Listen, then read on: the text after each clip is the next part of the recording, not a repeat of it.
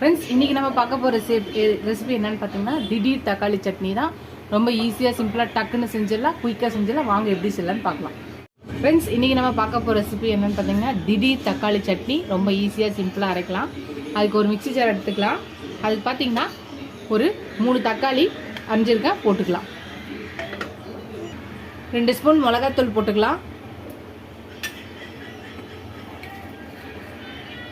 இதுக்கு தேவையான அளவு உப்பு போட்டுக்கலாம். இதை நல்லா இப்போ அரைச்சி எடுத்துகிட்டு வந்துடலாம். நல்லா அரைச்சி எடுத்துகிட்டு வந்தாச்சு. இது ஒரு பக்கம் இருக்கட்டும். ஒரு பேன் எடுத்துக்கலாம். ஒரு கடாயி, கொஞ்சம் எண்ணெய் ஊற்றிக்கலாம்.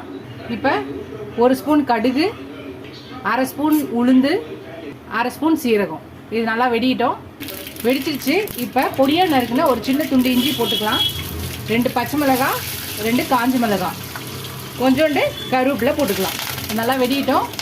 1/4 ஸ்பூனுக்கு கம்மியாக மஞ்சத்தூள் போட்டுக்கலாம். ஒரு 1/4 ஸ்பூன் பெருங்காயம் போட்டுக்கலாம்.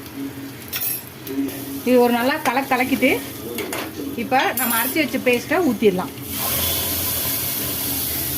இந்த மிக்ஸி ஜாரில் ஒரு 2 கிளாஸ் தண்ணியை கலக்கி இதில் ஊற்றிக்கலாம். ஒரு 2 கிளாஸ் தண்ணி ஊற்றிக்கோங்க. இப்போ நல்லா கலக்கிட்டு உப்பு செக் பண்ணிக்கோங்க. உப்பு பத்தலைன்னா போட்டுட்டு ஒரு 2 கொதி வந்தோடனே கொத்தமல்லி இறக்கி விட்டா நம்ம திடீர் தக்காளி சட்னி ரெடி ஆகிடும். கொதிக்கிட்டோம்.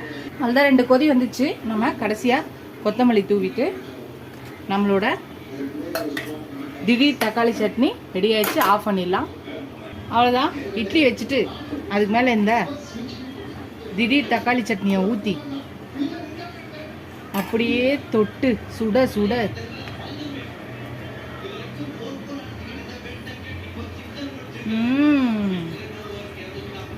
சூப்பராக இருக்குது.